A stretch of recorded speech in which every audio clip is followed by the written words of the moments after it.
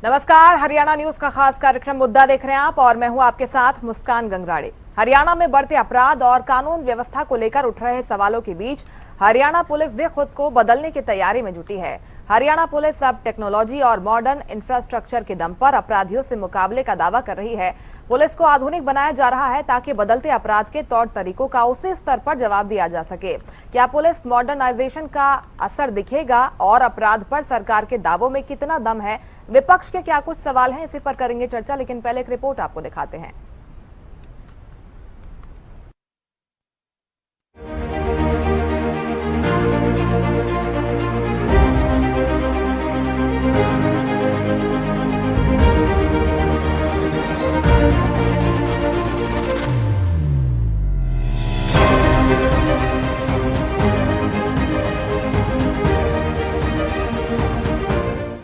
हरियाणा में बढ़ते अपराध और कानून व्यवस्था को लेकर उठ रहे सवालों के बीच हरियाणा पुलिस भी खुद को बदलने की तैयारी में जुटी है। हरियाणा पुलिस अब टेक्नोलॉजी और मॉडर्न इंफ्रास्ट्रक्चर के दम पर अपराधियों से मुकाबले का दावा कर रही है। डीजीपी अजय सिंघल का कहना है कि मुख्यमंत्री नायब सिंह सैनी के मार्गदर्शन में पुलिस को आधुनिक बनाया जा रहा है ताकि बदलते अपराध के तौर तरीकों का उसी स्तर पर जवाब दिया जा सके।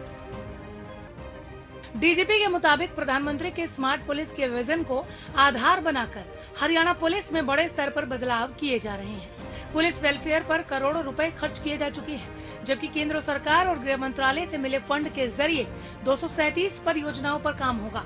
इन परियोजनाओं में आधुनिक हथियार, नई तकनीक, साइबर क्षमता, संचार व्यवस्था और पुलिस इंफ्रास्ट्रक्चर को मजबूत करने पर जोर रहेगा।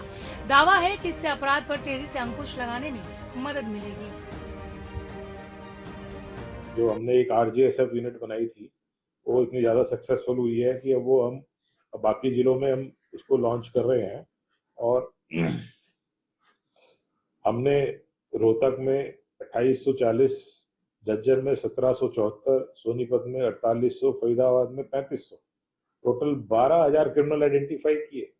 और उसमें से हमने 3200 प्रेजेंट पाए, 895 जेल में पाए, 197 की डेथ हो चुकी है और करीबन 1300 जो क्रिमिनल हैं वो उनकी चेकिंग जारी है कि वो कहाँ हैं। और उसके साथ साथ हमने नई उसमें स्टार्ट करी कि जिन्होंने ये जमानत ली है वो जमानत हम कॉन्फिस्केट करा रहे हैं, जो ये जमानत पे बाहर आए। और इसके अलावा हम उनका पूरा डेटा बैंक फिर से बना रहे हैं। तो इससे ह्यूज एक्सरसाइज। और इसमें 15 केसेस तो मुझे बता रहे थे फरीदाबाद में दर्ज करें, हिसार ने 6 केसेस दर्ज करे ड्यूरिंग चेकिंग, सोनीपत ने अभी 41 केसेस, ये जो ऑपरेशन पराक्रम है अभी कल ही उन्होंने उसमें 41 केसेस दर्ज करे उन्होंने। ऐसे ही रोहतक में। तो ये बड़ा ही हाईली सक्सेसफुल हमारा ये अभियान चल रहा है और ये हम साइलेंटली भी कर रहे हैं ताकि हम अपने जो क्रिमिनल्स हैं उनको उसमें एक सरप्राइज एलिमेंट लेके आ सकते हैं। सरकार का कहना है कि अपराधियों के खिलाफ लगातार सख्त कार्रवाई हो रही है। गैंगस्टर नेटवर्क पर शिकंजा कसने के लिए अभियान चलाए जा रहे हैं और पुलिस लगातार एनकाउंटर और गिरफ्तारियों के जरिए अपराधियों पर दबाव बना रही है। मुख्यमंत्री नायब सिंह सैनी का कहना है कि मौजूदा कानून व्यवस्था कांग्रेस सरकार के समय से बेहतर है और विपक्ष को अपने कार्यकाल को याद करना चाहिए।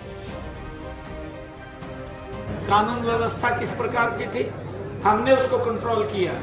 हमारे पास तथ्यों के आधार के ऊपर है। लॉ एंड ऑर्डर को लेकर के कोई समझौता नहीं है। हमारी सरकार हर व्यक्ति के, हरियाणा के हर व्यक्ति के सुरक्षा के लिए मजबूती से खड़ी है। कोई दिक्कत नहीं है किसी को। लेकिन विपक्ष सरकार के दावों से सहमत नहीं है। नेता प्रतिपक्ष भूपेंद्र सिंह हुड्डा का आरोप है कि प्रदेश में कानून व्यवस्था लगातार बिगड़ रही है। उनका कहना है कि अपराध के मामलों में हरियाणा देश के शीर्ष राज्यों में शामिल है और रोजाना नए अपराध सामने आ रहे हैं। विपक्ष का सवाल है कि अगर कानून व्यवस्था मजबूत है तो फिर अपराधियों में पुलिस का डर क्यों नहीं दिखाई देता। कानून व्यवस्था चरमरा गई है। कोई कानून जब विधायक ही सुरक्षित नहीं है तो कौन सुरक्षित होगा। एक तरफ सरकार कह रही है कि हरियाणा पुलिस अब हाईटेक होगी, आधुनिक होगी और अपराधियों पर पहले से ज्यादा प्रभावी कार्रवाई करेगी, तो दूसरी तरफ विपक्ष का दावा है कि अपराध लगातार बढ़ रहे हैं और जनता खुद को सुरक्षित महसूस नहीं कर रही। अब सबसे बड़ा सवाल यही है कि क्या करोड़ों के मॉडर्नाइजेशन से बदलेगी कानून व्यवस्था की तस्वीर, या फिर अपराधियों के बढ़ते हौसले सरकार के दावों पर सवाल उठाते रहेंगे। Bureau report, Haryana news.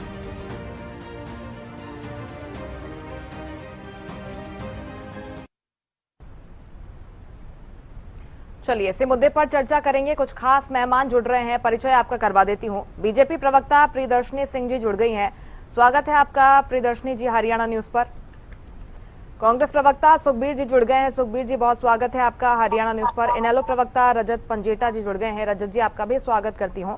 और वरिष्ठ पत्रकार राजेंद्र जादव जी जुड़ गए हैं। राजेंद्र जी आपका भी बहुत स्वागत है। शुरुआत प्रियदर्शनी जी आपके साथ करूंगी क्योंकि सवाल सरकार से पूछे जा रहे हैं कानून व्यवस्था को लेकर। अब हाईटेक होने जा रही है हरियाणा पुलिस, कैसे आगे रोड मैप बढ़ेगा और कानून व्यवस्था की स्थिति फिलहाल क्या है, सबसे पहले मैं चाहूंगी कि आप स्पष्ट कर दें। मुस्कान जी आपको नमस्कार। हरियाणा न्यूज के दर्शकों को और पैनल में बैठे हुए सभी मेरे साथियों को नमस्कार। देखिए, ये तो मुझे लगता है हमें इसमें साधुवाद देना चाहिए केंद्र सरकार का, हमारे यशस्वी प्रधानमंत्री नरेंद्र मोदी जी का, आदरणीय अमित शाह जी का और मुख्यमंत्री जी नायब सैनी जी का भी, क्योंकि उन्होंने ये पहल की और उन्हें लगा कि एक हाईटेक पुलिस होनी चाहिए और मुझे लगता है इसमें कोई बुराई नहीं है। समय के साथ तब्दीली आना, चेंजेस लाना, इसमें कोई बुराई नहीं है। देखिए, मैं इस बात को बहुत बेहतरी से समझती हूँ क्योंकि मेरा खुद का जो जिसको कहते हैं ग्रेजुएशन फॉरेंसिक साइंस में हुआ है, तो फॉरेंसिक साइंस भी अपने आप में बहुत इवॉल्व हो गया पिछले 20 साल में। जो शायद मैंने पढ़ा होगा, शायद मुझे लगता है कि इस समय तो वो बहुत ही एडवांस लेवल पे आ चुका है। और अगर हम फॉरेन में भी देखें तो उससे भी मेजर आप FBI वगैरह देखेंगे तो वो और एडवांस में हो गया है। तो अगर हमें उस प्रक्रिया में आना है या उस लेवलिंग अप पे करना है तो मुझे लगता है कि ये बहुत जरूरी है कि हमारे पास फंड्स हो और जिसको हम इन अच्छे लैब्स बनवा पाए, अच्छी टेक्नोलॉजी दे पाए, अच्छे क्राइम जिसको कहते हैं ना साइबर क्राइम पुलिस स्टेशन हो जिसमें कि हम एक्सपर्ट बिठाएं। क्योंकि जब हम साइबर क्राइम्स की बात करते हैं, आपको भी मालूम है कि आज शायद ही कोई एक ऐसा व्यक्ति होगा जिसके पास कोई फोन नहीं होगा या स्मार्टफोन नहीं होगा। अब जो भी क्राइम ज्यादातर होते हैं वो या वॉर हो रही है, जो भी चीजें हो रही है वो डिजिटल हो रही है, डिजिटलाइजेशन का जमाना हो गया है। तो ये बहुत जरूरी है कि हम उसको ट्रैकिंग कैसे करें। अगर हमारे पास अच्छी IT टीम नहीं होगी, एक सशक्त IT टीम नहीं होगी, तो मुझे लगता है कि ये चीजें पकड़ना बड़ा मुश्किल हो जाता है। जहां तक बात करें कि विपक्ष के आरोप की, तो मैं पहले ही इसका जवाब दे देती हूँ। देखिए, उनका काम है आरोप लगाना, लेकिन अगर हम इतिहास उठा के देख ले तो उनके समय पे क्या होता था भाई, क्लर्क भाई कोई अगर चला जाता था हुड्डा साहब से किसी काम के लिए तो क्लर्क भाई को ही वो पिटवा देते थे। मोहम्मदपुर में क्या हुआ था ये आपको भी मालूम है, मुझे भी मालूम है क्या हुआ था। इन्होंने तो पूरा का पूरा ऐसी समाज दलित भाइयों का जिसको कहते हैं झोपड़ी जलवा दी थी। तो बहुत कुछ हुआ है ऐसे, तो मेरे पास पूरी एक लिस्ट है, वो मैं बताने जाऊंगी तो ये पूरा शो खत्म हो जाएगा। लेकिन आज कहीं ना कहीं आज गैंगस्टर्स हो गए या अपराधी हो गए, उनको कहीं ना कहीं एक बहुत बड़ा डर है। अभी भी आपने हाल फिलहाल में भी देखा था कि DG साहब ने एक ऑपरेशन लगाया था जिसमें कि हमने 1500 कथित अपराधियों को हमने पकड़ा है। उसमें से एक बहुत बड़ा अपराधी गैंगस्टर जो कि ऑस्ट्रेलिया से आ रहा था इंडिया, हमने उसे दिल्ली पुलिस की मदद से हमने पकड़ा है और ये हमारी बहुत बड़ी सफलता है। दिल्ली पुलिस की बहुत बड़ी सफलता है, हरियाणा पुलिस की बहुत सफलता है। और मुझे लगता है कि चलिए पुलिस के काम में तो हमें रोका टोकी नहीं करनी चाहिए। चलिए, राजनीतिकरण हम हर चीज का करते हैं और मुझे लगता है कि विपक्ष, क्योंकि पॉलिटिकल व्यक्ति यहाँ पे बैठे हुए, वो पॉलिटाइज बाकी चीजों को कर सकते हैं। लेकिन यहाँ पे हमारे पुलिसकर्मी बहुत मेहनत से काम कर रहे हैं, बेहतरी से काम कर रहे हैं, दिन रात काम करते हैं। पुलिस का जॉब ऐसा होता है मौका मिला ना प्रियदर्शनी जी, उनके विधायक के दफ्तर पर अगर फायरिंग होगी, इस तरह खुलेआम कोई धमकी देगा तो सवाल पूछने का तो हक बनता है मैम उनका। नहीं, बिल्कुल बनता है। और यही कारण है कि मुख्यमंत्री जी ने भी जिसको कहते हैं इसमें साफ संदेश दे दिया है। अभी आपने हाल फिलहाल में भी एक वीडियो देखी होगी कि एक गैंगस्टर अपनी गैंगगिरी करने की कोशिश कर रहा था। गैंगस्टर भी मैं बहुत बड़ा शब्द बोल रही हूँ, एक ऐसे ही मतलब कहते हैं ना छुटबड़िया गली कूचे का गुंडा करने की कोशिश कर रहा था। आपने देखा था कैसे उसका इनकाउंटर करवा दिया गया। तो ऐसा नहीं है, हम लोग एकदम इसमें no compromise on crime policy है हमारी। नायाब सिंह सैनी जी की सरकार में एकदम क्लियर है कि हमारा कोई कॉम्प्रोमाइज नहीं है इस बारे में। हम क्रिमिनल और क्रिमिनलाइजेशन को बिल्कुल भी बढ़ावा नहीं देना चाहते हैं।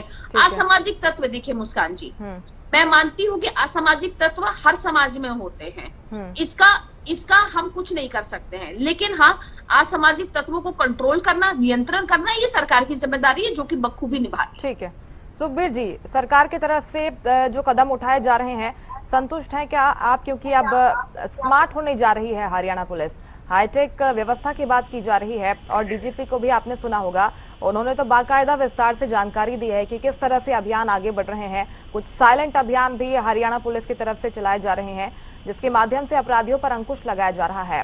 कैसे देखते हैं आप इस पहल को? मुस्कान जी, आपकी आज की परिचर्चा का विषय हरियाणा पुलिस होगी मॉडर्न, और प्रधानमंत्री ने पुलिस कल्याण के लिए 750 करोड़ रुपए दिए। मुझे ज्ञात सूचना के आधार पर मुख्यमंत्री हरियाणा ने पुलिस के आधुनिकीकरण के लिए और उसमें भी खास तौर पर आधारभूत संरचनाओं के विकास, कार्यालय और आवास और पुलिस लाइन की मरम्मत वगैरह के लिए ये फंड हैं, और इसमें भी अगले 2 साल में ये फंड दिए जाएंगे। और अगर हम आज के वर्तमान दौर की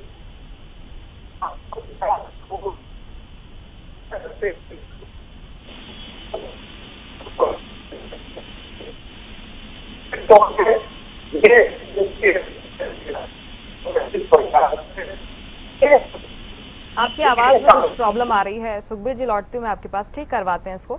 रजत जी, आपकी प्रतिक्रिया, आधुनिक पुलिसिंग पर फोकस है और डीजीपी कह रहे हैं कि हरियाणा पुलिस जो प्रैक्टिसेस अपना रही है अपराध पर कंट्रोल पाने के लिए, बाकी राज्य भी उसे देख रहे हैं, वहां पर अपनाई जा रही हैं ये तरकीबें। तमाम जो जानकारी उनकी तरफ से साझा की गई है, जो प्रयास पुलिस की तरफ से अपराध पर अंकुश लगाने के लिए, कैसे देखते हैं आप इसे? तो आखिरी में आपने शब्द कहा ना, अपराध पे अंकुश लगाने के लिए, तो सबसे बड़ा इशू ये आज हरियाणा में है, क्या अपराध पे आपको लगता है कोई अंकुश लगाए? सबसे पैसे तो चाहे आप 1000 करोड़ दे दीजिए, और उसकी कोई दिक्कत नहीं है, मगर गवर्नेंस के नाम पर तो कंप्लीट फेलियर है। जिस तरीके से आए दिन क्राइम की घटनाएं हो रही हैं, जिस लेवल का क्राइम, जैसे फिरौतियां मांगी जा रही है, नफे सिंह राठी जी हमारे प्रदेश अध्यक्ष का दिन दिहाड़े गोलियों से उन्हें बोल दिया गया। अभी हरबिलास रज्जू माजरा नारायणगढ़ से जो हमारी और बसपा के टिकट से लड़े थे, उनको सरेआम गोलियां मार के बोल दिया गया। अभय सिंह चौटाला जी को थ्रेट फॉरन की कॉल से आई। बलराम डांगी की अभी आपको जो बात कर रहे थे, जिनके दफ्तर के बाहर गोलियां, तो जब विधायक सुरक्षित नहीं है, पुलिस वाले हैं, एक एएसआई था संजीव कुमार नाम का, उसको वो वॉक पे निकला, उसको गोली मार दी थी। डीएसपी थे अपना आपके बिश्नोई जी, उनको मौत के घाट उतार दिया था माइनिंग माफिया के लोगों ने। और अगर आप बात करें तो ये तो एनसीआरबी की जो आपकी रिपोर्ट है, जो 2024 की आई है लेटेस्ट, उसमें ऑर्गेनाइज क्राइम में नंबर 4 पर है। रेप के केसेस में वुमेन में अपना नंबर 5 पे है, उससे पहले नंबर 2 पे थे। नशा हमारा इतना बढ़ चुका है कि 50% इंक्रीज हो चुकी है ड्रग ओवरडोज के केसेस के अंदर। उसके बाद जो क्राइम अगेंस्ट चिल्ड्रन में आप हैरानगी मानेंगे, पूरे देश में हम नंबर 1 पे हैं। और जो हमारा 2023 की रिपोर्ट थी, उसके हिसाब से मैं बात करूं तो उसके हिसाब से हम 17.9% का उसमें इजाफा हुआ है। और जो सोशल प्रोग्रेस इंडेक्स है, जो एसपीआई जिसे कहते हैं, उसमें हरियाणा को लीस्ट सेफ स्टेट और मोस्ट अनसेफ स्टेट बताया गया है। अब आप जिस बात कर रहे हैं 750 करोड़ के फंड की एलोकेशन की, तो ये कोई नई बात नहीं है जो अभी डिबेट में कहा गया कि पहल करी है नायब सैनी ने। और देखिए, ये हरियाणा के कुल बजट का लगभग 4.6% हर साल पुलिस को ही एलोकेट होता है, पुलिस रिफॉर्म्स के नाम पे, मॉडर्नाइजेशन के नाम पे। और पिछले कुछ सालों में लगभग 5300 करोड़ रुपया खर्च भी हो चुका है। इसमें 60-40 रेशियो रहती है सेंटर की और स्टेट की। इसमें ministry of home affairs involve रहती है। अच्छी स्कीम्स भी हैं सेंटर की। शगुन स्कीम है, वो पुलिसिंग के लिए। हरियाणा पुलिस हाउसिंग कॉर्पोरेशन है और इसमें भी बिल्कुल मॉडर्नाइजेशन के नाम पर, नई फैसिलिटीज के नाम पर, मॉडर्नाइजेशन ऑफ बिल्डिंग्स, इनके रेजिडेंशियल क्वार्टर्स, इसके नाम पर जो है वो पैसा, सैलरीज भी बढ़ी हैं। वो पेंशन क्या, अभी चलो इसमें सारी कुछ एलोकेशन होती है, ऐसा नहीं है। पीछे हाल में 601 टोयोटा इनोवा दी गई थी, वो ये जो इमरजेंसी रिस्पॉन्स व्हीकल है 112 वाला, और लगभग 100 करोड़ रुपए का उसको खरीदने में भी खर्च आया था। अभी आपको पता है इसी महीने की 2 तारीख को ये 312 ERV जो है वो नायब सैनी जी ने दी। 60 मोटरसाइकिल दी गुड़गांव में, वो शायद बात कर रहे थे। 310 मोटरसाइकिल का पूरा, फिर वो कोई होंडा एलिवेट का दिया। चलो वो तो जो अखबार की खबर थी। लेकिन ये है कि अब पुलिस को, हमें कोई इसमें आपत्ति थोड़ी ना हो सकती है। बात इशू नहीं है 750 की जगह मैंने कहा 1000 करोड़ दो, मगर क्या क्राइम के ऊपर और गवर्नेंस के ऊपर जो मेन इशू है, क्राइम के ऊपर तो बिल्कुल कंट्रोल नहीं है। आए दिन ऐसी ऐसी घटनाएं जो होने जो आप देख रहे हैं, मिल रही है हमारे को, खून से सड़कें लाल हो रही हैं, बिल्कुल खौफ नहीं है अपराधियों में। एक के बाद एक घटनाएं, हम तो हैरान थे कि हमें लगा चलो अंकुश पा लिया गया। जब हम अखबार खोल के देखते हैं तो वो अखबार सारी खोल देता है। दिन एक नई आपको इतनी नई खबरें मिलती हैं कि आज इसकी हत्या कर दी, आज यहाँ पर गोलियां चल गई, आज यहाँ वो सड़कें खून से लाल हो गई, किसी का भी डर नहीं है। अब तो इनके जो अपने लोग हैं, पंचकुला का मैं आपको बताऊं, Panchkula one of the safest मतलब आपको सिटी बता रहा हूँ मैं आपको, क्योंकि यहाँ पे बहुत से जजेस रहते हैं, पूरी एडमिनिस्ट्रेशन है हरियाणा की जो मतलब आप पंचकुला में रहती है। लेकिन पंचकुला के अंदर जिस हिसाब से एक क्लब व्यवसायी, और वो भी भाजपा से जुड़े हुए, भाजपा के पार्षद के कोई रिलेटिव है वो, जिस हिसाब से उन गुबाना अभी तो मुझे नाम लुबाना नाम है उनका, तो जिस हिसाब से उनके ऊपर रतन लुबाना गोलियां चलाई गई, आप मानेंगे नहीं। अभी पीछे ये धमकी दी गई कि मतलब अभी जो पीछे और 70 गोलियां चलाई, 56 गोलियां शरीर से निकली थी। नेशनल हाईवे के ऊपर वो दुल्हन को बारात रोक के दुल्हन को अगवा करके ले गए। करनाल में बाराती लूट ली है। एक अभी खबर आई थी, 100 गोलियां। इन्हीं घटनाओं की चर्चा हो रही है, इसलिए सरकार सवालों के घेरे में है। राजेंद्र जादौन जी, आपको क्या लगता है, क्योंकि डीजीपी के बयान को हम सुनते हैं तो काफी पॉजिटिविटी नजर आती है, जो आंकड़े उन्होंने रखे हैं, लगता है कि हरियाणा पुलिस तो बेहतर है और अच्छा काम कर रही है, अभियानों का भी उन्होंने जिक्र किया है, लेकिन इसके साथ ही वो ये भी जानकारी दे रहे हैं कि क्या कुछ बेहतरी के लिए आगे प्रयास हो रहे हैं। जमीन पर स्थिति क्या आप देखते हैं? ऐसा है कि पुलिस तो है ही और पुलिस तंत्र अपना काम करता भी है, और उसमें ये भी माना जा सकता है कि पिछली सरकारों के समय से कोई अपराधों में कमी आई हो, लेकिन जो फायरिंग की घटनाएं, जो गैंगस्टर घटनाएं, वो सारा जो है पुलिस की सतर्कता और पुलिस की चौकसी और पुलिस की बहादुरी सबको जो है वो बता देती है। कहीं तो फायरिंग हो रही है, कहीं फिरौती मांगी जा रही है, कहीं जो है वो किसी को जो है गोलियों से छलनी करके पूरी मौत की नींद सुनाई जा रहे हैं। तो ये जो घटना है, कभी कोई कुछ दिनों में अगर एक घटना भी हो जाती है तो वो कई महीनों के लिए दहशत फैला देती है। बड़ी मुश्किल से जो है समाज में एक नॉर्मलिटी कायम हो पाती है। तो इसको जो है पुलिस को सबसे बड़ी जो चुनौती है आज, वो जो गैंगस्टर्स को कंट्रोल करने की है जी। जो एक तरह से उनका बड़ा नेटवर्क है, कोई उनका आका जो उनका बॉस है वो फॉरेन में बैठा हुआ है, कोई जेल में बैठा हुआ है, और जेल से भी सारा गैंग संचालित हो रही है, और वो कुछ शूटर हायर कर रहे हैं। ये जो जिस तरह की इन्होंने एक साइकिल बनाया है, और नशे का भी अपना एक साइकिल है। असल में पहले जो है टेररिज्म की बात चलती थी, एक वर्ड आया था, टर्म आया था नार्को टेररिज्म।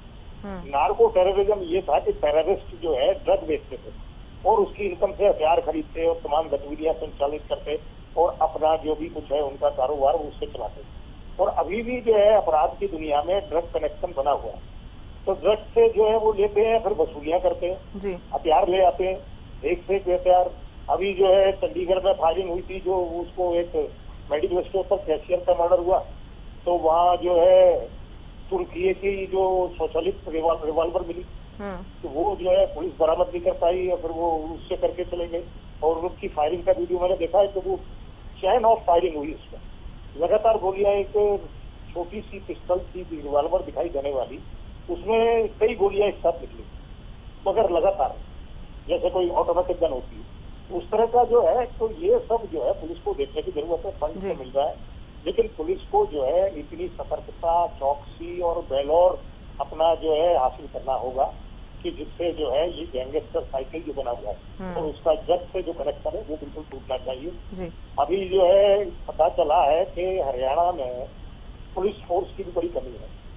जो नॉर्म्स हैं 1 लाख की आबादी पर 241 पुलिस कांस्टेबल से लेकर अधिकारी तक होना चाहिए, लेकिन वो संख्या नहीं है, करीब 180। कभी 30% फोर्स की कमी है, उसको भी पूरा करना चाहिए सरकार को, क्योंकि उससे भी बड़ा फर्क पड़ता है। उससे भी गश्त पर और जो उपलब्धता है और चौकसी है उस पर फर्क पड़ता है बहुत ज्यादा। तो ये जो है अब इस पर कोई इंटर स्टेट जो है कोई नेटवर्क बनाना चाहिए गवर्नमेंट को, जिस तरह से ड्रग्स को लेकर बनाया है, ताकि सारे गैंगस्टर, तो पंजाब वाले क्या कर रहे हैं, यूपी के क्या कर रहे हैं, उधर जो है हरियाणा और दिल्ली में क्या हो रहा है, राजस्थान वाले क्या कर रहे हैं, सब पर एक इंफॉर्मेशन आपस में हो और उस पर निगरानी रखी जाए और उनकी लगातार जो है, और इसमें कुछ सजा बढ़ाने का काम भी करना चाहिए। तो गैंगस्टर एक्ट में कुछ अलग तरीके से उनको सजा का बड़ा प्रावधान आना चाहिए। एक बार अंदर चला जाए तो बेल आउट करने का। अब कोर्ट तो ये कहते हैं कि बेल तो अधिकार है, बेल जो है एक नॉर्मल कोर्स है कि बेल मिलनी चाहिए, लेकिन कुछ केसेस में जहाँ इस तरह का ग्रेवियस क्राइम है, बहुत जो है गंभीर अपराध है, वहाँ बेल को भी रेस्ट्रिक्टेड कर देना चाहिए। तो ये सरकार को कुछ जरूरी स्टेप लेने की जरूरत है। कुछ ऐड करना चाहते हैं सुखबीर जी इसमें? आज आपकी परिचर्चा का विषय हरियाणा पुलिस होगी मॉडर्न, और प्रधानमंत्री ने पुलिस कल्याण के लिए 750 करोड़ रुपए दिए। मुझे ज्ञात सूचना के आधार जो आधार है उसके मुताबिक माननीय प्रधानमंत्री जी ने कोई पैसा नहीं दिया है। हाँ, माननीय मुख्यमंत्री जी ने आगामी 2 वर्षों में आधारभूत संरचनाओं जिसमें आवास, कार्यालय, पुलिस लाइन के लिए 750 करोड़ रुपए का आवंटन किया है। और अगर हम 23 जिलों के हिसाब से उसकी बात करें तो वो मात्र 32 करोड़ रुपया प्रति जिला बनता है। इसके हिसाब से मुझे नहीं लगता किसी एक भी आधारभूत संरचना का विकास हो सकता है। जिस प्रकार से भारतीय जनता पार्टी अत्यंत कम महत्व की उपलब्धियों को इवेंट बनाकर प्रस्तुत करके हरियाणा प्रदेश के जन सामान्य को निरंतर मूर्ख बनाने का प्रयास कर रही है, वो प्रदेश के सामने आपने और प्रदेश की जनता ने देखा, और नौजवान खासतौर पर भली बात भी अवगत है, और जागरूक साहब भी इस बात को मानेंगे। विधानसभा चुनाव 2024 की अधिसूचना से मात्र कुछ क्षण पहले हरियाणा पुलिस में 5600 पदों की भर्ती निकाली गई। उम्मीदवारों और उनके परिजनों को भर्ती के नाम पर भ्रष्टाचार चुनाव निकाल दिया गया, और चुनाव के तुरंत बाद वो भर्ती की प्रक्रिया रद्द कर दी। और आज करीब 2 वर्ष बाद भी राज्य में जो पुलिस के ऊपर से नीचे तक के पद खाली है, वो मेरे कहने का विषय नहीं है। निश्चित तौर पर अत्यंत दुर्भाग्यपूर्ण स्थिति है, प्रदेश की कानून व्यवस्था निरंतर खराब रही है। माननीय मुख्यमंत्री महेंद्र सिंह सैनी साहब बतौर गृह मंत्री लगभग विफल है, और 750 करोड़ रुपए के माध्यम से अपनी विफलताओं को छिपाने का विफल प्रयास कर रहे हैं। और जिस तरह से ये एनकाउंटर का बड़ा जिक्र करते हैं, मेरा अपना व्यापक अनुभव है पुलिस का। पुलिस में संविधान में एनकाउंटर शब्द का कोई किसी प्रकार का कोई परिभाषा नहीं है। ये जो कोई मुठभेड़ हो जाती है, ये मुठभेड़ को ऐसे प्रसारित करते हैं जैसे हमने किया है। वो तो एक विषय है कि अगर अपराधी और पुलिस सामने होगी, एनकाउंटर हो गया, लेकिन कोई भी सरकार, कोई भी पुलिस प्रशासन एनकाउंटर कर नहीं सकता। वो समय के अनुसार एनकाउंटर की स्थिति आ जाए, इसलिए ये बात कहना अत्यंत देश के लिए, संविधान के और लोकतंत्र के प्रति अपराध है कि हमने एनकाउंटर करवा दिया। इससे ज्यादा बुरी बात नहीं हो सकती। आपके मुताबिक अपराध पर अंकुश लगाने के लिए काम होने चाहिए। ठीक है सुखबीर जी, अपराध का अंकुश होने चाहिए, लेकिन मैंने क्या कहा कि आप जो ह्यूमन राइट्स हैं उनके मुताबिक एनकाउंटर की कोई परिभाषा नहीं है। इस पर वाहवाही लेने का कोई मतलब नहीं, आप ये कह रहे हैं। प्रियदर्शनी जी, सवाल उठ रहे हैं कि आप कैसे इनको इतना तूल देने के लिए आगे बढ़ा रहे हैं, कैसे इतनी हिम्मत हो जाती है अपराधियों की कि पुलिस स्टेशन के सामने फायरिंग करके चले जाते हैं अपराधी, इसके बाद बाकायदा खुलेआम इस तरह की धमकी एक जनप्रतिनिधि को दी जाती है, संदेश तो अच्छा नहीं जाएगा ना, जनता खुद को कहीं ना कहीं असुरक्षित महसूस करेगी। ऐसे में आप मुझे गिना दीजिए कि क्या कुछ किया जा रहा है प्रदेश में कि कानून व्यवस्था मजबूत हो रही है। नशाखोरी क्योंकि एक प्रमुख कारण है, गैंगस्टर नेटवर्क की कमर तोड़ने के लिए आप लोग क्या कर रहे हैं, भर्ती प्रक्रिया किस तरह से आगे बढ़ रही है, गश्त किस तरह से की जा रही है, निगरानी व्यवस्था क्या मजबूत हुई है, मॉनिटरिंग क्या मजबूत हुई है, इस पर क्या कुछ काम हो रहे हैं? देखिए मुस्कान जी, जो सारे सवाल आपने पूछे और मैं विपक्ष की भी बातें बड़े ध्यान से सुन रही थी। पहले तो ये जो 750 करोड़ रुपए जो है, इसका जो आवंटन हुआ है हमें केंद्र सरकार से, इसको भी हम कहीं ना कहीं जो उत्थान है, हमारी जो नागरिक है उन्हीं के उत्थान के लिए यूज करेंगे। और मैं आपको और दर्शकों को एक बहुत ही बड़ी बात बताना चाहती हूँ, याद दिलाना चाहती हूँ। बड़ी बात बताना की जानकारी नहीं है, ये तो याद दिलाना चाहती हूँ कि आदरणीय खट्टर साहब जब मुख्यमंत्री थे तब हमने हर डिस्ट्रिक्ट में महिला थाना खोला। और आज मैं गुड़गांव की बात कर रही हूँ मैडम, गुड़गांव की, फरीदाबाद की और रेवाड़ी की, 3 जिले तो मैं खुद जानती हूँ, स्वयं जानती हूँ जी। आप हर 5-6 किलोमीटर के बाद एक महिला थाना देखेंगे। अब महिला थाना होने से क्या सुविधा होती है आप, मैं बताती हूँ। कोई भी महिला के साथ कोई छेड़खानी हो, बलात्कार हो, किसी के साथ कोई भी, किसी की बच्ची के साथ ऐसा हादसा हो जाए, किसी का डोमेस्टिक वायलेंस हो जाए, महिलाओं को लेके अपराध सबसे ज्यादा होता है मुस्कान जी। ठीक है, आप भी महिला, मैं भी महिला, हम समझ सकते हैं कि एक पुरुष थाने में जाके एक महिला, कोई भी महिला जो कभी किसी ने कभी कोई थाना कचहरी देखा ना हो और अचानक उसे बोलो कि जाके FIR दर्ज करो, तो वो कहीं ना कहीं बहुत असहज हो जाती है। अब यहाँ पे आदरणीय खट्टर साहब को साधुवाद देना चाहिए। मुझे लगता है कि उन्होंने जिस तरीके से महिला थाना खोला और वहां पे जिस तरीके से कार्रवाई हो रही है, अब महिलाएं सुरक्षित होके जाती हैं महिला थाना में और अपनी कंप्लेन दर्ज करवाती हैं। और वहां पे एक मैंडेटरी क्लॉज है कि अगर कोई महिला अपनी शिकायत लेके आती है तो 48 आवर्स के अंदर आपको क्लोजिंग रिपोर्ट देनी है। ये उनके ऊपर, उनको टारगेट है, उनको प्रेशर है मैडम। और यही चीज साइबर क्राइम में भी है आज की डेट में। आप चाहे गुड़गांव देख लीजिए, 7 जितना भी मैं बता दूं, जितने भी मेजर डिस्ट्रिक्ट्स हैं जो कि इंडस्ट्रियलाइजेशन है, जहां पे इकोनॉमी है, जहां से रेवेन्यू आ रहा है, वहां पे अधिकतर में आप देखेंगे कि अच्छे खासे इक्विप्ड IT प्रोफेशनल जो कि पुलिस की सर्विस में ही है, वो साइबर थाने बने हुए हैं। आप डीएलएफ फेज 5 में चले जाइए, गुड़गांव के सबसे बड़ा साइबर हब का थाना बना हुआ है। मेजरली ऐसी कोई इक्विपमेंट नहीं जो वहां पे नहीं है। आप ये बताइए, तो ये सब सुविधाएं कैसे आएंगी, इसका रेवेन्यू कैसे आएगा जब हमें केंद्र सरकार से मदद मिलती है? इसी को कहते हैं डबल इंजन की सरकार।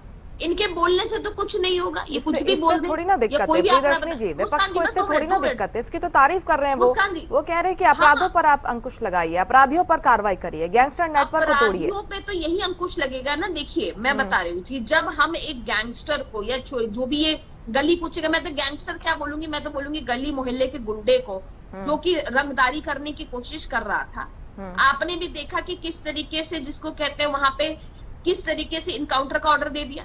किशन बेदी जी के मैं कॉन्स्टिट्यूएंसी की बात बता रही हूँ, ये लगभग 1 महीने पुरानी बात है। ठीक है, वहां पे भी एक कपड़ा व्यापारी को धमकी मिली थी।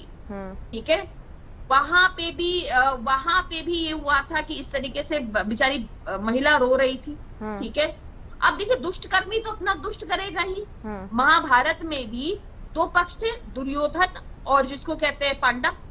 ठीक है, कौरव और पांडव। तो कौरव तो अपना कार्य करेंगे, हमारा काम है अपना धर्म युद्ध लड़ना, हम लड़ रहे हैं, हमारी अपनी तैयारी पूरी होनी चाहिए। देखिए, और उसके बाद विद इन 24 आवर्स में ज्यादा बोल रही हूँ, किशन बेदी जी ने उसके बाद कार्रवाई की, वहां के SSP को बोला, विद इन 8 आवर्स उनको जूतों की माला पहना के पूरे मोहल्ले में, पूरे कॉलोनी में घुमाया दर्शनी जी। लेकिन जो मैसेज के नीचे नाम लिखा था ना, छोटा सेमानिया, विदेशी नंबर से धमकी भरा मैसेज आया था, मुख्य तो कोई और आरोपी है ना, उनको यहाँ पर लाने के लिए क्या प्रयास हैं? नहीं, बिल्कुल प्रयास है। और अभी आपने देखा था कि जिस तरीके से एक्शन में आ गए थे DG साहब, और एक्शन में आके DG साहब ने 1500, ये ऑफिशियल रिकॉर्ड है मैडम, ऑफिशियल रिकॉर्ड है मुस्कान जी कि 1500 छोटे बड़े अपराधी हमने पकड़े। एक बहुत बड़ा गैंगस्टर, मैं उसका नाम लेके यहाँ पे उसका महिमा मंडल नहीं करना चाहती, क्योंकि अधिकतर हम लोगों की आदत होती है कि हम गैंगस्टरों का नाम लेके उनको स्टार बनाते हैं और महिमा मंडल यही करते हैं। चाहते क्यों करना हैं हमें इस तरह की वारदातों से चाहते तो यही है। एग्जैक्टली वो यही चाहते ही है, उनको यही पब्लिसिटी चाहिए मैडम, आप समझिए जी। हम क्यों उनका महिमा मंडल करें।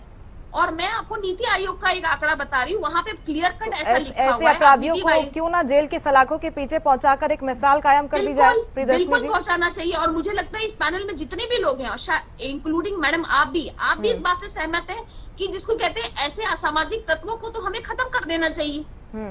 इनकी कोई जगह नहीं है समाज में, मैं आपको बताऊं। और मैं इस बात पे एकदम कायम हूँ, इसमें मेरा कोई लेकिन परंतु क्योंकि नहीं है। आपको मैं बताती हूँ एक मजेदार बात मैडम, मुझे 2 मिनट दे दीजिए, 2 सेकंड में मैं अपनी बात बोलिए।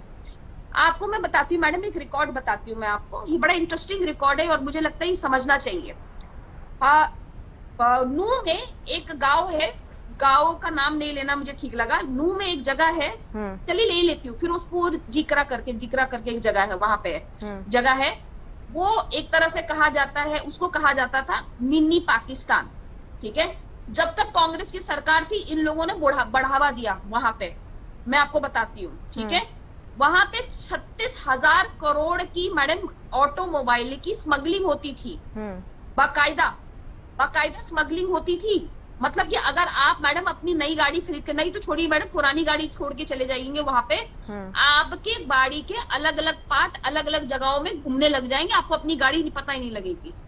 एक ही गाड़ी के एक ही नंबर के आपको वहां पे 4-5 गाड़ियां दिखाई देती थी। आज की डेट में हमने उस पर इतना बड़ा एक्शन प्लान बनाया है कि आज उस पर इतनी सख्त कार्रवाई हुई है कि आज इनकी हिम्मत नहीं है कि इस तरीके की सौदेबाजी और बाजार कर लेंगे, हिम्मत नहीं है। कांग्रेस के टाइम पे खुला व्यापार होता था और इसको बढ़ावा देने वाली भी कांग्रेस थी और हुड्डा साहब की सरकार थी, क्योंकि इनको एक पर्टिकुलर समुदाय से बहुत ज्यादा प्यार है। इनको भारत की 80% तक आबादी से कोई प्यार नहीं है, इनको पर्टिकुलरली एक पर्टिकुलर समुदाय से प्यार है और उसी प्यार को दिखाते हुए इन्होंने ये कार्रवाई होने दी। सुमित उर्फ छोटा सेमानिया कौन से समुदाय से आता है प्रियदर्शनी जी? मैं देखिए कोई समुदाय का नहीं बोल रही हूँ, यहाँ पे तो मैं बोल रही हूँ पुलिस को कार्रवाई करनी चाहिए। जिक्र किया अपराधियों का कोई समुदाय कोई धर्म नहीं होता प्रियदर्शनी जी, अपराधी होते हैं। बिल्कुल नहीं होता, लेकिन मैडम टेररिज्म का तो होता है और इसमें मैं बिल्कुल एकदम सहमत हूँ। मिनी पाकिस्तान को बढ़ावा दे रहे थे आप सुखबीर जी हरियाणा में रह के? बयानबाजी का कोई विषय नहीं है।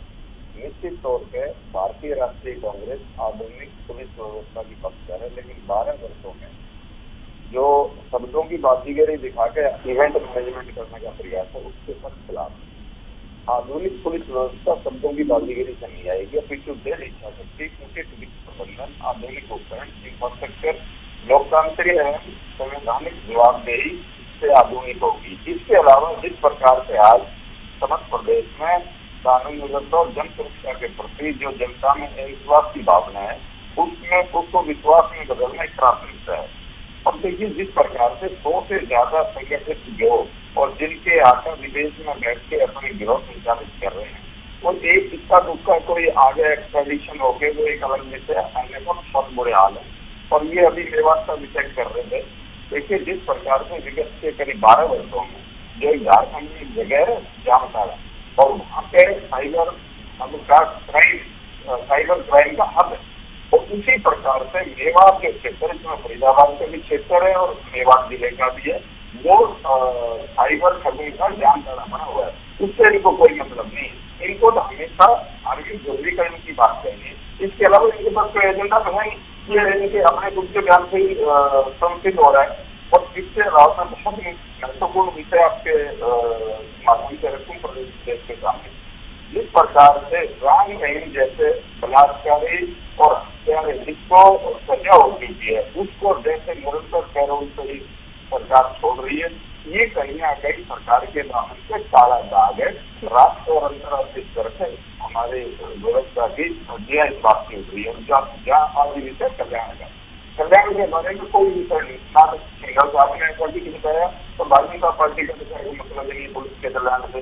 जिस प्रकार से लंबी ड्यूटी से निजात आज जरूरत है, जिस तरह से आज समय पर छुट्टियां पुलिस स्टाफ में कमी की वजह से नहीं मिलती है, और 2 में 3 जिस प्रकार के हालात खराब है और आवास, स्वास्थ्य सेवाएं और उसके अलावा मानसिक जो स्वास्थ्य आज पुलिस कर्मियों का, अधिकारियों का अत्याधिक खराब है। मैं कितने ऐसे लोगों को जानता हूँ जिनका मानसिक स्वास्थ्य लंबी ड्यूटी के बाद खराब हो चुका है। राजनीतिक हस्तक्षेप की तो बात ही क्या कही, ये कह रहे हैं कि भाई मंत्री, मैं अपनी बात को दोहराऊंगा, कोई भी सरकार, कोई भी मुख्यमंत्री, कोई भी मंत्री किसी प्रकार के एनकाउंटर का आदेश नहीं दे सकता।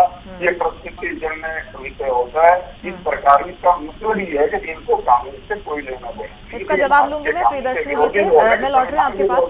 ठीक है रजत जी, फिलहाल आपके पास आते हुए, क्योंकि कांग्रेस और आईएनएलडी पर लगातार और आरोप बीजेपी की तरफ से लगाए जाते हैं कि आपके समय की स्थिति आप देखिए, डर और भय का माहौल था। ऐसे में हमारे शासनकाल में स्थिति बेहतर हुई है, कानून व्यवस्था मजबूत हुई है। देखिए, हमारे समय में अगर आपको कोई कंपैरिजन करना है तो आप जो है वो एनसीआरबी का डेटा उठा के देख सकते हैं। एनसीआरबी का डेटा आपको बता देगा कि किसके समय में कितना क्राइम था। तो ये बोल देना कि दूसरों के समय में ऐसा था, जो आज की स्थिति है, मुझे कोई उत्तर ना हो कभी भी किसी प्रवक्ता के पास, तो वो इतिहास खंगालने लग जाता है जिसके पास आज का उत्तर ना हो। मुझे तो ये हैरानगी होती है कि अभी यहाँ बहुत चीजों के बारे में बात हुई जी। कुछ मुद्दों के ऊपर निश्चित तौर पर जो इम्पोर्टेंट है उनके ऊपर जो फोकस करना जरूरी है, क्योंकि यहाँ पुलिस की भर्ती को लेकर सवाल हुआ। तो जहां तक पुलिस की भर्ती को लेकर बात हो रही है, तो वहाँ 25,631 वैकेंसीज, जिसमें से ठीक है ग्राउंड स्टाफ भी है, लेकिन जो ग्राउंड कांस्टेबल्स हैं उनमें भी 13,900 जो है 50 जो है वो पोस्ट जो है वो वेकेंट पड़ी है। और ये तो मतलब बड़ा ही दुर्भाग्यपूर्ण है। और जिस हिसाब से क्राइम हो रहा है, जिस हिसाब से यहाँ बात हो रही थी, कुछ इम्पोर्टेंट अभी जो केसेस मैंने गिनाए, उसके अलावा मैं आपको बताऊं, गोहाना का जो माथुराम अलवाई वाला था इशू, जिस तरीके से वहां धमकियाई गोलियां चली। फिर अभी एक पंखाल फूड सप्लीमेंट है, जीटी रोड के ऊपर एक बड़ा फेमस ढाबा है, अमल ढाबा, जो ये बाला के पास है, उसके ऊपर वहां फायरिंग हुई। उसके बाद एक बिलासपुर में एक सेंटर है, वहां फायरिंग हुई। किसी का यहाँ मतलब एक स्वीट्स की दुकान थी, वहां पे फायरिंग हुई नारायणगढ़ के अंदर। और उसके बाद ये सोनीपत के सलीमपुर के अंदर वहां आंगनवाड़ी बहन की हत्या हो गई। निजामपुर गांव में किसान को जिंदा जला दिया गया। फिर मैंने आपको पुलिस वालों की भी बताई। लेकिन यहाँ पे एक बड़ी इंटरेस्टिंग बात जो करी गई वो ये करी गई, महिलाओं की सुरक्षा को लेकर आपके बारे में भी बताया, महिलाओं के एग्जाम्पल दिए, 48 आवर्स में क्लोजिंग रिपोर्ट की बात करी गई, महिलाओं की सुरक्षा के बारे में बहुत कुछ कहा गया। मतलब जो महिलाएं थाना की बात कर रहे हैं उसकी शुरुआत तो आईएनएलडी के समय में हो गई थी, लेकिन क्या वो महिला कोच को इन्होंने उस महिला थाने में कहीं बंद हो गए थे, जो संदीप सिंह ने जिसको प्रताड़ित किया, वो महिला बेचारी धक्के खाती रही, उसकी एफआईआर भी रजिस्टर नहीं हुई। और नशे का तो इतना बुरा हाल है, आप पूछो मत। नशे के तो मतलब आपको पूरा पहले था कि भी हमने विधानसभा में भी ये इशू उठाया, अब तो हरियाणा के प्रत्येक गांव में स्कूल के बच्चों के अंदर सिगरेट्स पी रहे हैं। स्कूल के बच्चे सिगरेट्स भी ड्रग्स कर रहे हैं, पार्टीज हो रही है, वहां पे ड्रग्स चल रही है। मतलब आप ये बात देखिए कि अभी बात हो रही थी लेकर कि एक समुदाय की, मुझे मतलब आप बताइए कि अब ये भाजपा के प्रवक्ता दे कांट हेल्प देमसेल्व्स की, मतलब अभी कहीं ना कहीं अगर ये कोई समुदाय को लेकर, और आपने बिल्कुल उसका बहुत ठीक दिया कि कोई इनका कोई वो थोड़ी ना होता है, धर्म थोड़ी ना होता है। अब ये सुमित कुमार है, ये मार्च 26 की घटना है, वो एयरफोर्स स्टेशन के ऊपर गई राजस्थान में, वहां हमारे देश के लिए स्पाई कर रहे थे। उसके बाद एक बलजीत सिंह है पठानकोट में, ये भी वो मार्च की थी, मई 26 की घटना है, वो सीसीटीवी के साथ कोई छेड़छाड़ कर रहे थे। एक वो कुरनेकर है कोई, वो डीआरडीओ के साइंटिस्ट है, उन्होंने तो हमारी सारी मिसाइल्स जो है, जितने मिसाइल्स हैं, उनकी लोकेशन, हमारे कहाँ न्यूक्लियर हेड है, और वो तो उनका तो सीधा आरएसएस से लिंक है। अब आप उनका आरएसएस से लिंक है, क्योंकि मैं इशू ये उठाना नहीं चाहता था। कुरलकर आप देखिए उसको खोलकर नेट के ऊपर, मतलब हाँ वो आरएसएस से भी रह चुके हैं पहले, और वो डीआरडीओ के साइंटिस्ट। मैं हैरानगी मानता हूँ हमारे देश के कितनी महत्वपूर्ण सूचना उन्होंने पाकिस्तान के हाथ भेज दी। और ऐसे नंबर ऑफ केसेज है, नंबर ऑफ केसेज है जहाँ पे आपको खोल के देखिए, जहाँ पे हिंदू जो है वो हमारे देश की मुखबरी कर रहे हैं, हमारे इंटेलिजेंस के सब पाकिस्तान को बेच रहे हैं, चंद पैसों के लिए बिक रहे हैं। तो आप उनको क्या करेंगे? वो कौन से समुदाय से? इन उदाहरणों पर क्या कहेंगी आप प्रियदर्शनी जी? बोलूंगी कि मैं यहाँ पे सबकी बातें सुन ही रही थी और मुझे लगता है कि कोई भी अपराधी जिसने अपराध किया है उसको सजा मिलनी चाहिए। आंकड़ों के साथ मैम बात कीजिए प्लीज, क्योंकि एक आरोप विपक्ष की तरफ से लगता है कि बीजेपी कभी आंकड़े नहीं रखती है, सिर्फ हवाई बातें करके वाहवाही लूटती है। नहीं मैडम, ये तो आप नीति आयोग की वेबसाइट पे चले जाइए, हम क्यों नहीं आंकड़े रख रहे हैं? आप जाइए नीति आयोग की वेबसाइट पे जाकर। अगर विपक्ष तैयारी से आ रहा है मैम, आंकड़ों के साथ आ रहा है, तो मेरे ख्याल से आपको भी आना चाहिए। में है, मेरे अपने आंकड़े हैं, मैं भी नीति आयोग के आंकड़े बता रही हूँ आपको। उसमें साफ लिखा हुआ है कि हरियाणा जो है वो दूसरे नंबर पे है। जिस तरीके से गवर्नेंस हम लोगों की काम करती है, पुलिस वालों की तारीफ की गई है। तो मैं तो अपने आंकड़े लेके आ रही हूँ यहाँ पे। एक आंकड़ा ये भी कहता है कि वुमेन क्राइम जो है वो 28% कम हुआ है, ये भी आंकड़ा है और ये करेक्ट आंकड़ा है। भूपेंद्र हुड्डा अगर कह रहे हैं कि चौथे स्थान पर आ गया है एनसीआरबी के डेटा के अनुसार कानून, तो झूठ कह रहे हैं क्या मैम? मैं आपसे पूछ रही हूँ, वो क्या झूठ कह रहे हैं? नहीं, बिल्कुल झूठ कह रहे हैं, एकदम क्लियर झूठ बोल रहे हैं, एकदम गलत बोल रहे हैं, फैब्रिकेटेड बातें बोल रहे हैं। वो ऐसा ही फैब्रिकेशन बोल रहे हैं जैसा वो फैब्रिकेशन विधानसभा के चुनावों में, जब राज्यसभा के चुनाव हो रहे थे तो उनके विधायकों को ये नहीं पता था कि 0 और 1 कैसे लिखा जाता है।